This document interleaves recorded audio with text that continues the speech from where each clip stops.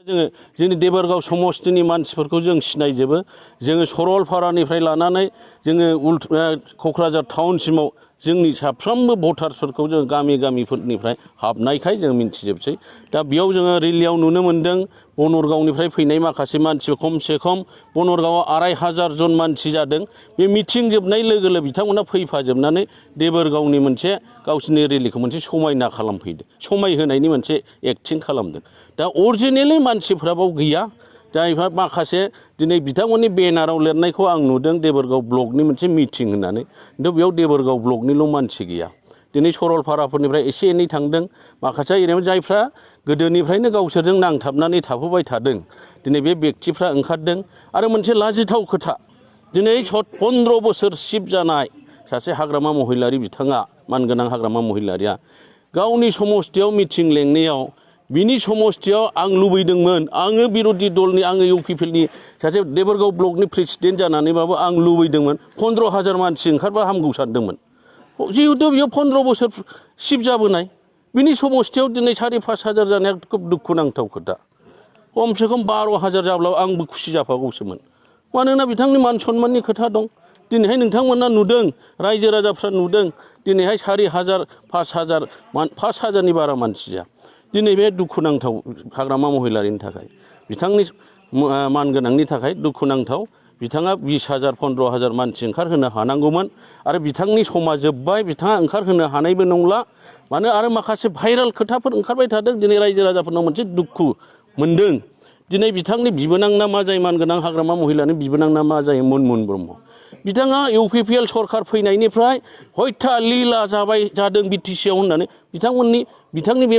बुंनायखौ दुखुसो मोनदों रायजो राजाफ्रा जायनि थाखाय बिथांमोननि हाबाफारिफ्राव रायजो राजाफ्रा ओंखारनायनिफ्राय गोजान जादों दिनै टाउन एरियानिफ्राय बिथांमोना नुदोंना नुवाखै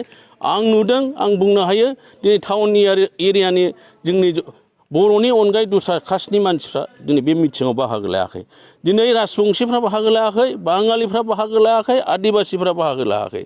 जायफोरा गोदोनिफ्राय गावनिफ्राय थाखा फैसा जाबाय थादों बिसोर बाहागो लादों दिनै हयथा लीलाया बबे समाव जायामोन जोंनि रायजो राजाया मिथिगौ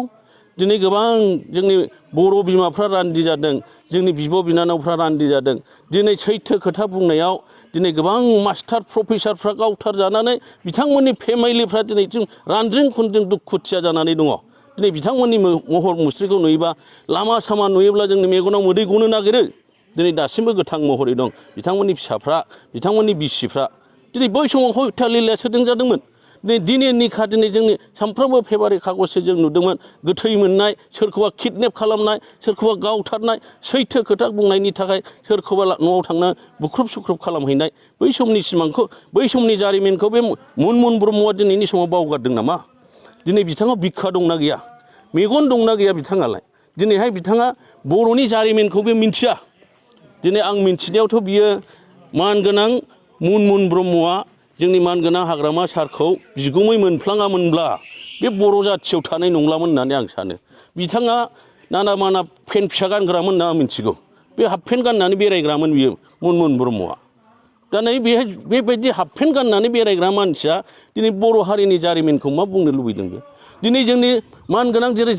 जाय सुबुङा दिनै जाथिनि थैनाय थांनायनि थाखाय खामानि मावबोनानै सिन्था खालामनानै दिनै बेसेबां सेक्रिफाइस खालामबोदों बेबायदि दिनै जोंनि प्रमद बर' सारखौ दिनै बेबायदि व्यक्तिखौ दिनै गाज्रि रावजों सोंखारिनाया माबोरै जानो हाथावगौ बियो बेसेबां दुखुनांथाव बे जोंनि हारिनि थाखायनो बे दुखुनांथाव जोंनि बयनिबो थाखायनो दुखुनांथाव सोरबा सासे इउपिपिएल दोलोनि थाखायल' दुखुनांथाव नङा बियो गासै बर' जाथिफोरनि थाखायनो दुखुनांथाव बिनि बिसाक्त खोथा बुंनायफ्रा आं खावलायो जाहाथे फैबाय थानाय समफोराव बिथांनिफ्राय बे अयनाय अगियान रावफ्रा जाहाथे ओंखारा।